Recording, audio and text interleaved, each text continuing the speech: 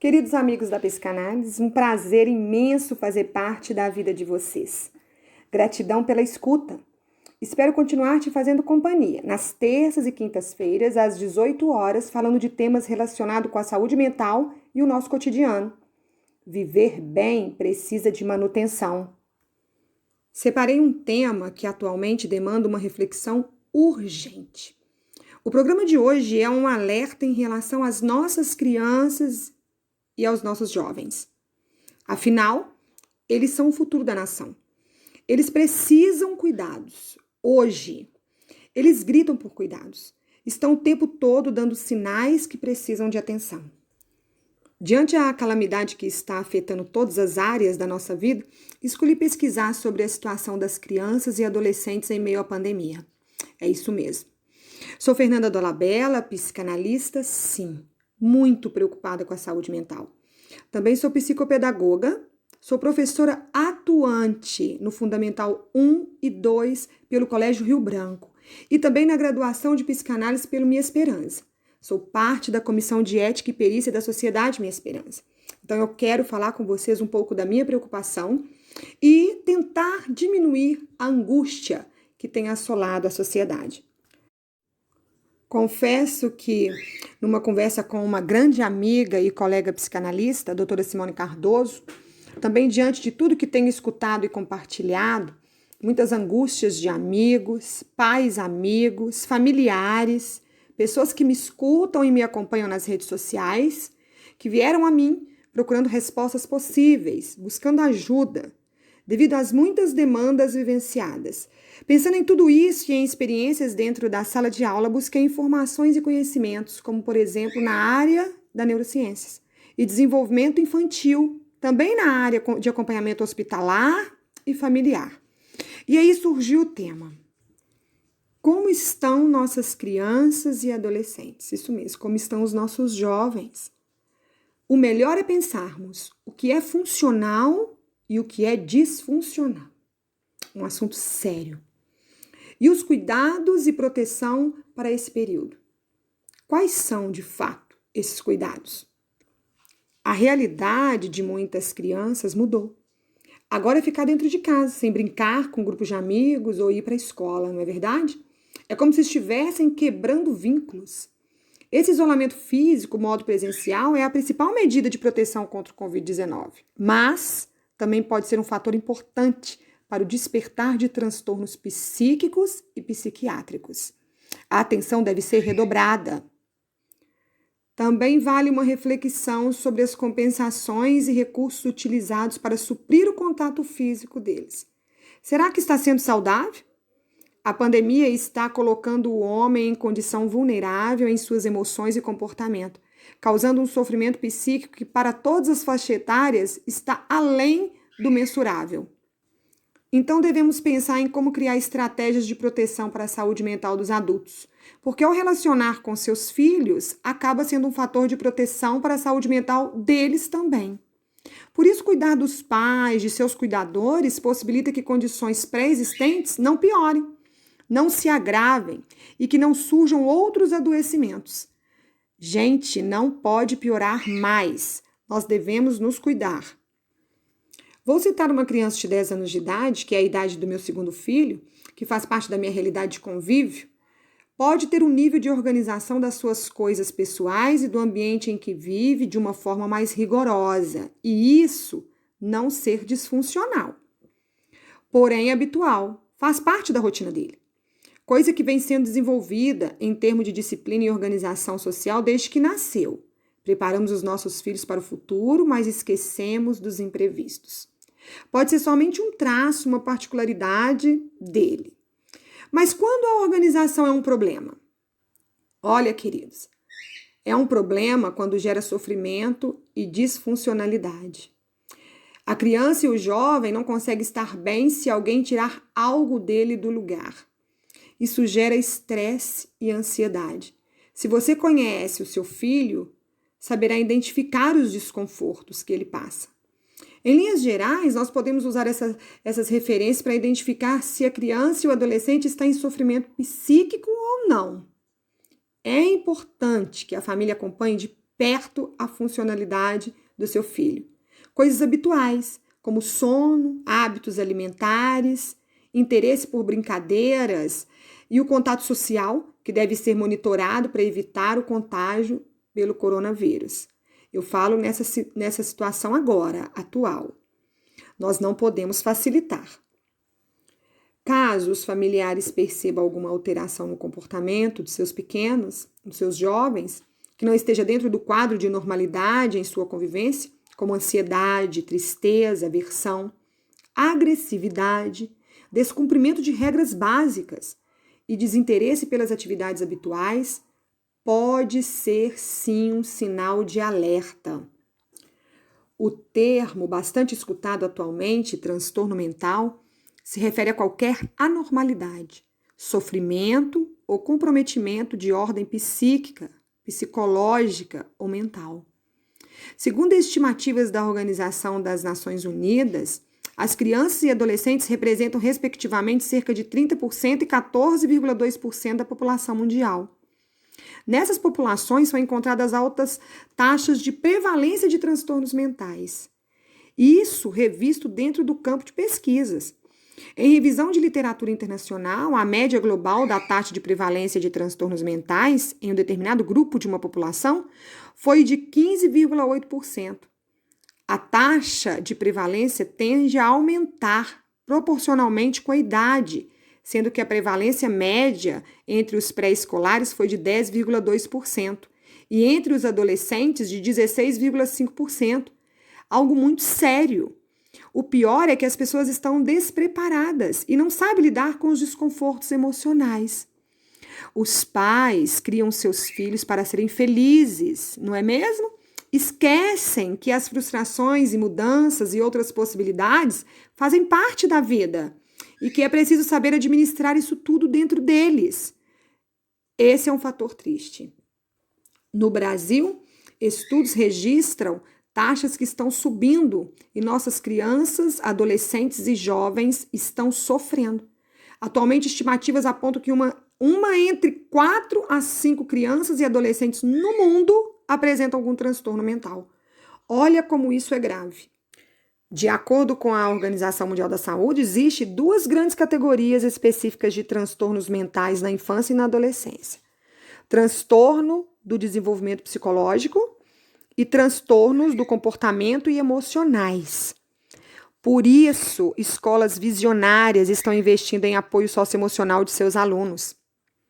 Os pais devem pensar que essa forma de amparar seus filhos está na grade curricular nacional e que deve ser incentivado. Não conseguimos nada sozinhos, precisamos de agir já, em equipe, todos abraçando essa causa. Os transtornos do desenvolvimento psíquico e psicológico podem aparecer com facilidade na primeira ou na segunda infância, com comprometimento ou retardo do desenvolvimento de funções estreitamente ligadas à maturação biológica do sistema nervoso central e à evolução contínua sem remissões nem recaídas. Já os transtornos de comportamentos e emocionais incluem os transtornos hipercinéticos, como distúrbios de atividade e da atenção, distúrbio de conduta. Esse ouvimos bastante nesses tempos de privação da rotina anterior, a qual estavam acostumados. Outro fator preocupante. Este grupo de transtorno inicia precocemente, durante os primeiros 5 anos da vida, e pode vir acompanhado de um déficit cognitivo e de um atraso específico de desenvolvimento da motricidade e da linguagem. Muito complexo, queridos. Aprendi muitas coisas extremamente relevantes no curso de neurociências que vieram ao encontro com a psicanálise. Isso conforta meu coração. Então, tem esperança. Nós precisamos ir buscar soluções. Pensar apenas no problema, não vamos sair do lugar. Nós temos que ir atrás das soluções. Isso é possível. A literatura científica nos últimos anos tem contribuído para a identificação dos possíveis fatores associados à ocorrência de transtornos mentais em muitos lugares do mundo, os quais podem ser agrupados em fatores biológicos relacionados a anormalidades do sistema nervoso central, que aí são causados por lesões, infecções, desnutrição ou exposição a toxinas. Tem os fatores genéticos relacionados à história familiar de transtorno mental. Por isso, a importância de uma investigação familiar para saber a origem e possíveis casos. Fatores psicossociais relacionados a disfunções na vida familiar, a desordem, o descontrole de membros da família, que são situações indutoras de estresse. E fatores ambientais, como problemas na comunidade. E aí nós podemos citar aí o caso da violência urbana. Atualmente, queridos amigos da psicanálise, estamos cercados de muitos fatores que colocam a paz em alerta. Agora, não posso deixar de mencionar os tipos de abuso, sendo ele físico, psicológico e sexual. Todo cuidado ainda é pouco. É por isso que eu disse no início do nosso bate-papo, da nossa conversa, que eu estou preocupada com as nossas crianças, nossos adolescentes e nossos jovens. Quem tem monitorado os nossos filhos? Quem está por trás disso tudo? Com quem eles têm tido contato? Né? Eles ficam trancafiados nos quartos. E aí? Com quem eles estão conversando, se relacionando? Que você não está sabendo. É um alerta. O conhecimento desses potenciais fatores de risco à saúde mental de crianças e adolescentes leva à possibilidade de desenvolvimento de programas de intervenção, que pode ser através de políticas públicas, né, governamentais, ou de um grupo social engajado na causa, e até mesmo na escola, focados em prevenir ou atenuar os efeitos desses transtornos. Pelo menos na escola que eu estou hoje, é uma preocupação diária em trabalhar juntamente com a família para diminuir as tensões e promover uma qualidade de vida melhor. Eu estava lendo um artigo científico, entre muitos outros da Faculdade de Medicina da UFMG, que eu tomei conhecimento, e destaquei alguns pontos muito, mas muito importantes mesmo, diante dessa realidade que nós estamos vivenciando. Né? Nós sabemos que não está nada fácil, está tudo muito difícil, desafiador e todos os dias uma realidade diferente. E aí eu vou destacar para vocês alguns pontos que eu achei interessante. Eu vou falar um pouco sobre as características dos estudos que investigaram a prevalência de transtornos mentais entre crianças e adolescentes nos últimos 13 anos. Então, diversos fatores que poderiam estar relacionados aos transtornos foram investigados pelos estudos, conforme eu li. Os fatores mais investigados pelos estudos foram os de características sociodemográficas, fatores genéricos com histórico familiar, fatores ambientais, como violência de vários tipos, eventos de vida estressantes. Porém, os fatores que mais se mostraram associados aos diferentes transtornos foram os fatores biológicos, com sexo, fatores genéticos, de ordem familiar, prevalência de transtornos devido a fatores ambientais, como a presença de violência familiar e comunitária, e configuração familiar, morar somente com um dos pais ou então com nenhum. Fatores psicossociais, como baixa autoestima e baixa resiliência, foram associados também aos transtornos mentais. Os transtornos mais frequentes encontrados pelos estudos, respectivamente, foram depressão, transtornos de ansiedade, transtorno de déficit de atenção e hiperatividade, que é o famoso TDAH, transtorno por uso de substâncias e transtorno de conduta. Vamos prestar atenção nos nossos jovens. Transtornos de ansiedade, transtornos de estresse pós-traumático, depressão, transtorno bipolar, transtorno opositivo desafiador, transtorno de conduta, transtorno alimentar, transtorno por uso de álcool e outra substância, transtorno invasivo, transtorno obsessivo compulsivo, tem atingido nossas crianças, adolescentes e jovens de maneira assustadora. É possível ver que mesmo muitas pessoas interessadas em qualidade de vida, em saber sobre saúde mental, ainda há uma carência na atenção infanto-juvenil, não só em países em desenvolvimento, mas também em países desenvolvidos. Assim, identificar os transtornos mais prevalentes e seus fatores associados podem colaborar com a melhora na atenção e aumento da oferta de serviços específicos para a população infanto-juvenil, que carece de cuidados especiais. O fato de a criança estar em casa com os pais, queridos, não significa, infelizmente, que a qualidade da presença seja satisfatória. É preciso avaliar a rotina dentro dos nossos lares, admitir que precisamos de ajuda e buscar por isso. A escola é o segundo espaço social da criança. Por isso, muitas vezes, é nesse espaço que a criança manifesta sintomas que apontam para um sofrimento psíquico. Porém, a escola mudou o formato. Ainda assim, encontramos escolas com a preocupação de continuar dando a assistência devida, mesmo em padrão virtual.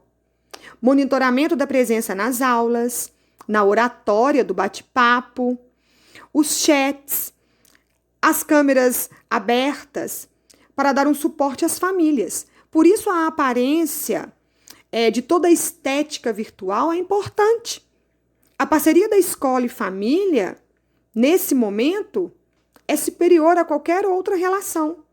É cercar de todos os lados para diminuir as chances de deixar a criança sem relacionamento. Deixar esse jovem, esse adolescente, sem relacionamento. Aquele relacionamento saudável. Os professores, embora lidem com muitos alunos, têm uma capacidade de percepção apurada de que algo não vai bem com ele.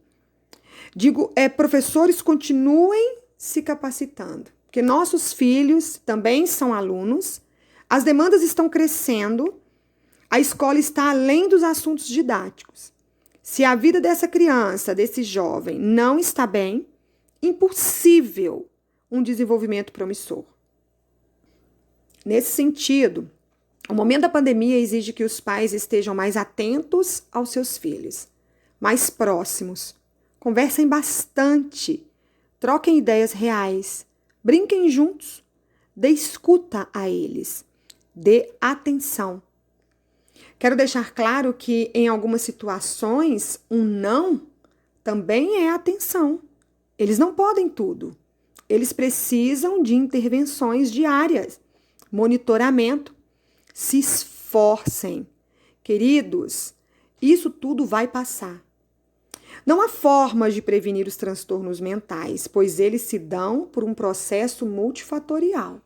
Mas é possível pensar nos fatores de proteção. E pensando nesses fatores, é que eu quero falar com vocês no segundo momento sobre as possíveis estratégias para fazer com que os nossos filhos, com que a nossa família tenha uma qualidade de vida melhor em tempo de pandemia e também após pandemia, que é uma preocupação que nós devemos ter agora. Porque os nossos registros de hoje que deixarão marcas para o futuro. Não podemos deixar para depois. Então, até daqui a pouco, eu volto com esse assunto impactante, esse alerta para mim, esse alerta para você. Porque cuidar dos nossos filhos, dos nossos jovens, é cuidar do nosso futuro. Até daqui a pouco.